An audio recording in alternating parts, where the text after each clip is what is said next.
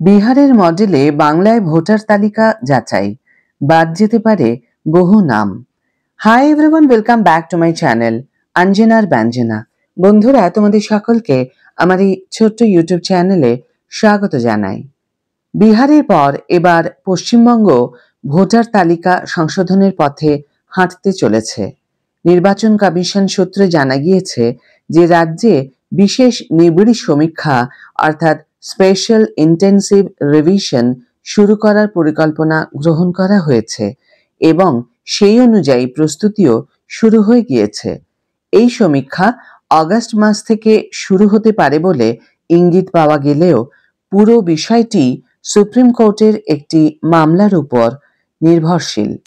এই বিষয়টির মূল পরিকল্পনা এবং সময়সূচি সম্বন্ধে একটু জেনে নেওয়া যাক।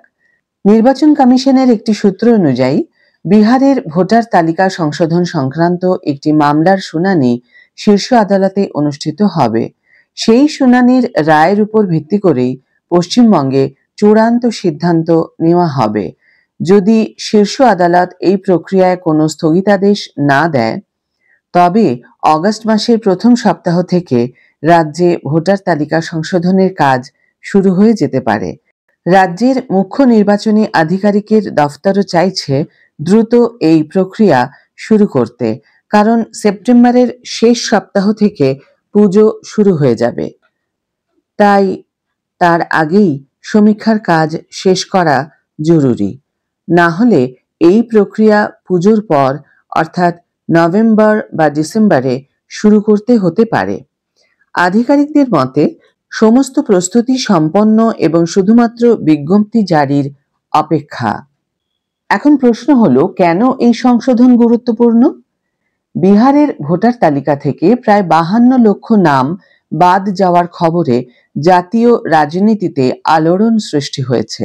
এই পরিস্থিতিতে পশ্চিমবঙ্গেও ভোটার তালিকায় নাম তোলা বা সংশোধনের জন্য আবেদনের হিড়িক পড়েছে।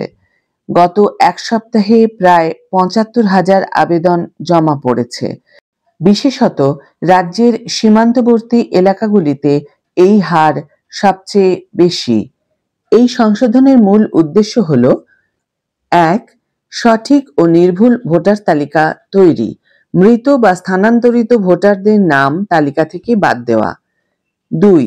নতুন ভোটারদের নাম অন্তর্ভুক্তিকরণ, যারা নতুন ভোটার হয়েছেন তাদের নাম তালিকায় যোগ করা। ৩.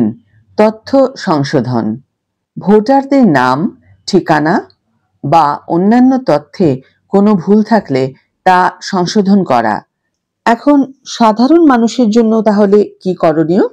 এই বিশেষ নিবিড় সমীক্ষা চলাকালীন সাধারণ মানুষের কিছু দায়িত্ব রয়েছে।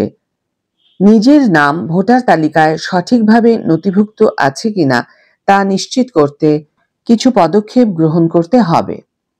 ১. নিজের তথ্য যাচাই করতে হবে। নির্বাচন কমিশনের ওয়েবসাইটে অর্থাৎ national voter services portal NVSP তে গিয়ে নিজের নাম এবং অন্যান্য তথ্য যাচাই করে নিতে হবে। ২. সংশোধনের জন্য আবেদন।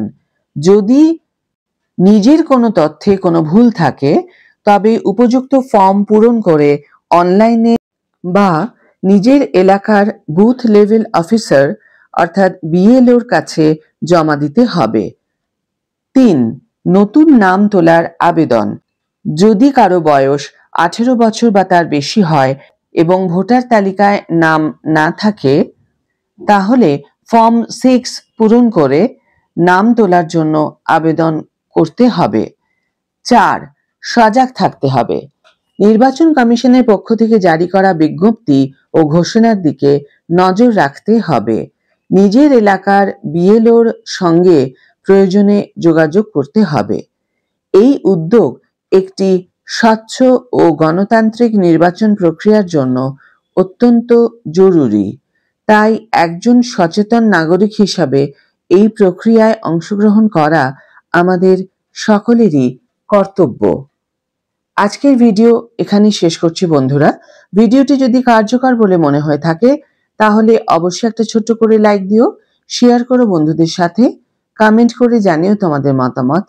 যারা এখনো আমার চ্যানেলটিকে সাবস্ক্রাইব করনি তারা অবশ্যই চ্যানেলটিকে সাবস্ক্রাইব করে আমার পাশে থেকো, আর যারা অলরেডি সাবস্ক্রাইব করে দিয়েছ তাদের জন্য আমার অনেক ভালোবাসা এবং অনেক ধন্যবাদ। আজ তাহলে বিদায় বন্ধু, দেখা হবে পরের ভিডিওতে। ভালো থেকো, সুস্থ থেকো, সঙ্গে থেকো।